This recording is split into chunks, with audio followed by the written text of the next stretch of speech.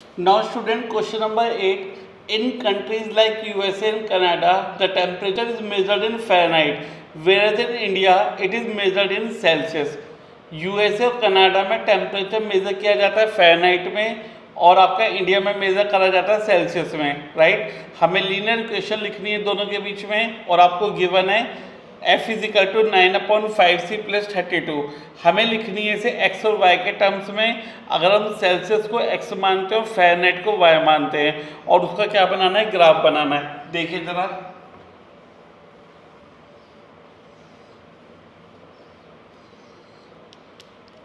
Celsius को x और Fahrenheit को y, तो इक्वेशन बन जाएगी आपकी y इजिकल टू 9/5x + 32। तो आपकी इक्वेशन ये आ गई, ठीक है। सही बच्चों को क्लियर हो रहा है, ठीक। अब मैं x की ऐसी वैल्यू सेलेक्ट करूंगा जो y की वैल्यू आपकी इंटीग्रल वैल्यू आए, ठीक है। पहले x को पुट करो 0। अगर मैं x को 0 पुट करता हूं तो y की वैल्यू क्या आएगी, ये तो पूरा 0 हो जाएगा, तो y की वैल्यू आ जाएगी आपकी 32, ठीक है।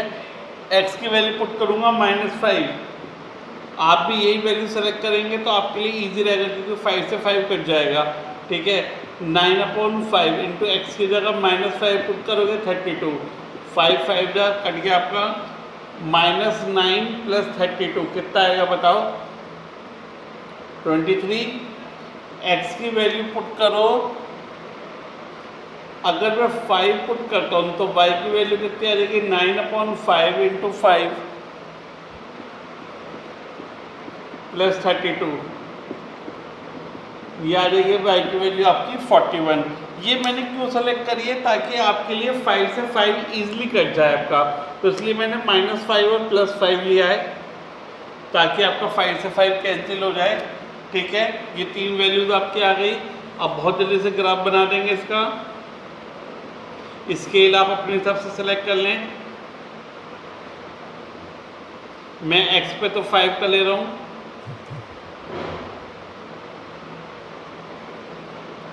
मैंने x पे 5 का लिया है और y पे कितने का ले लेंगे, 10 10 का ले लें, 10 20 30 40, ठीक है। अब देखो x0 पे y 32, x0 पे y 32, 10 20 30 करीबन यहाँ पे आ जाएगा, x0 पे y 32, x -5 पे y 23 23 10 20 करीबन यहाँ पे आएगा, x5 पे y 41 करीबन यहाँ पे आएगा और तीनों पॉइंट को क्या कर देंगे बच्चों, ज्वाइन कर देंगे। तो ये हमारी क्या आ गई, लीनियर इक्वेशन आ गई 2 वेरिएबल्स में फॉर सेल्सियस एंड फ़ारेनहाइट, ठीक है। पार्ट नंबर 2 लोकेट करिए जल्दी। If the temperature is 30 degree,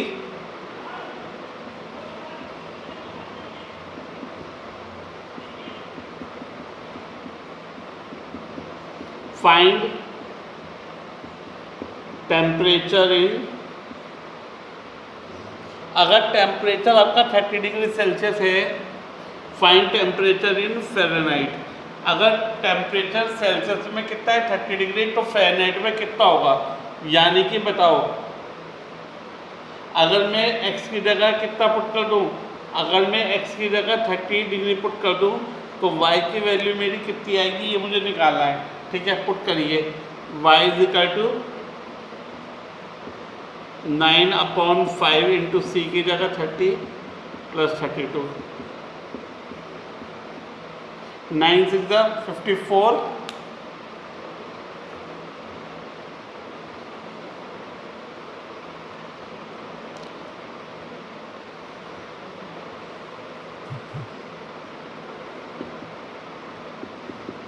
+ 32 कितना आ जाएगा, 86 डिग्री।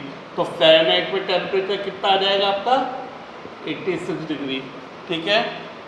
नेक्स्ट पार्ट देखें, if the temperature is 95 degree Fahrenheit. अब फ़ारेनहाइट में कितना टेम्परेचर दे रखा है बच्चों तुम्हें, 95 degree Fahrenheit. If temperature is 95 degree Fahrenheit, now find the temperature in degree Celsius. यानी कि अब आपको y की वैल्यू दे रखी है, x की निकालनी है। पुट इन इक्वेशन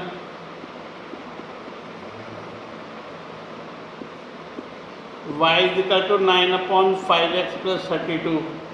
ठीक है, y की जगह पुट करिए 95, x आपको निकालना है।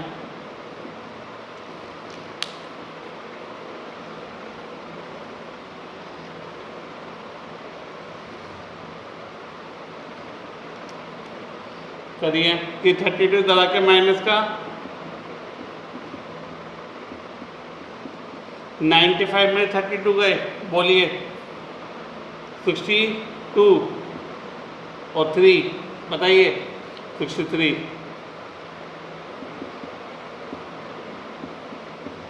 9 1 जा 9, 9 7 जा 63, तो 7 इज इक्वल टू x/5, 5 इधर जाएगा तो x की वैल्यू आ जाएगी 35 डिग्री। तो what would be the temperature in Celsius, that is equal to 35 degree Celsius. ठीक है, now fourth part is if the temperature is 0 degree Celsius what is the temperature in Fahrenheit.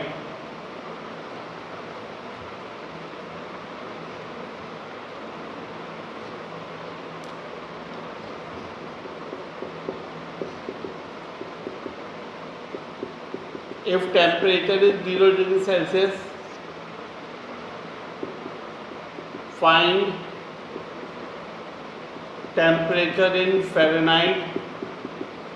If temperature is 0 degree Fahrenheit, find temperature in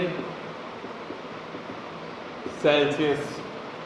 ये आपका question number 4 part 8 का 4 part. देखिएगा बच्चों, equation वही है आपकी y is equal to 9/5x plus 32। ये आपका f है, ये आपका c है। पहले वाले में टेम्परेचर आपको c की जगह 0 पुट करना है, तो y is equal to 9/5 into 0 plus 32, तो ये तो आपका 0 हो गया, तो y की वैल्यू आ गई आपकी 32। ठीक है, दूसरे वाले में क्या करना है आपको, फ़ारेनहाइट y की जगह 0 पुट करना है।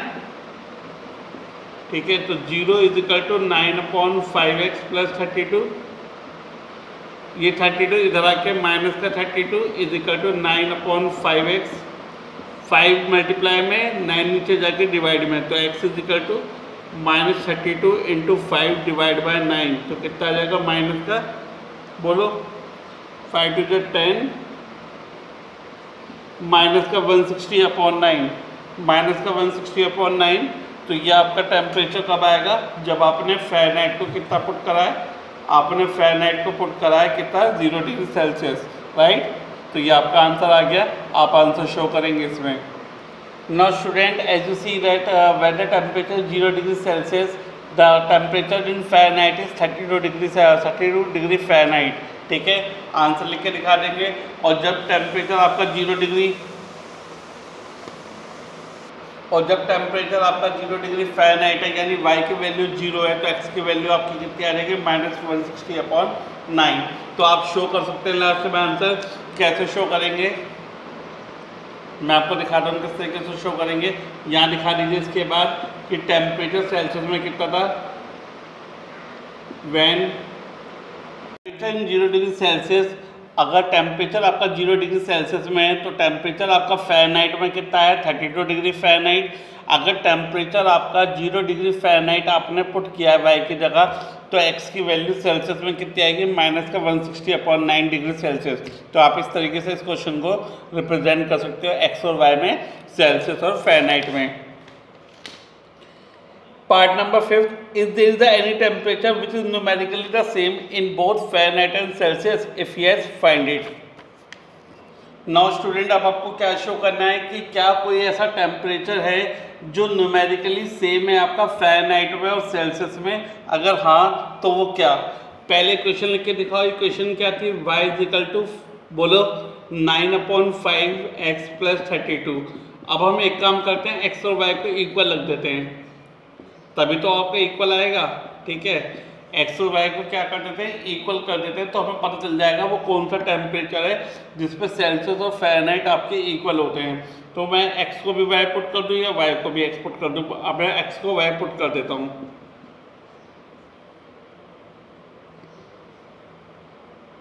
x को y पुट कर लो या y को x पुट कर लो। मैं x की जगह क्या पुट कर दूंगा, y।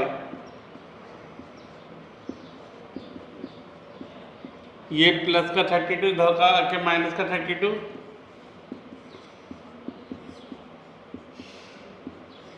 ठीक है।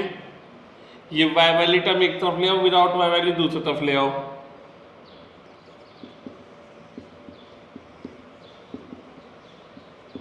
y सॉल्व करो, एलसीएम लो नीचे 5, तो ये आ जाएगा आपका 5y माइनस 9y, ठीक है, इज इक्वल टू 32। ये 32 जब मल्टीप्लाई में चला जाएगा, माइनस का 4y इज इक्वल टू 32 को 5 से वो करिए मल्टीप्लाई कितना आएगा 160, तो y की वैल्यू आ जाएगी माइनस का 160 अपॉन 4 यानी कि 40। तो y की वैल्यू कितनी आ गई, माइनस का 40। अब y की वैल्यू कितनी आ गई, माइनस का 40। Yes, minus 140 is the temperature when temperature Celsius and Fahrenheit both are equal. क्या लिखोगे, at minus 40 degree Fahrenheit and Celsius are equal. ठीक है, तो माइनस 140 डिग्री पे फ़ारेनहाइट और सेल्सियस, तो आपके दोनों के दोनों क्या हो जाएंगे बच्चों, इक्वल हो जाएंगे। क्या सभी को क्लियर है, बोलिए, सभी को दिखाई दे रहा है?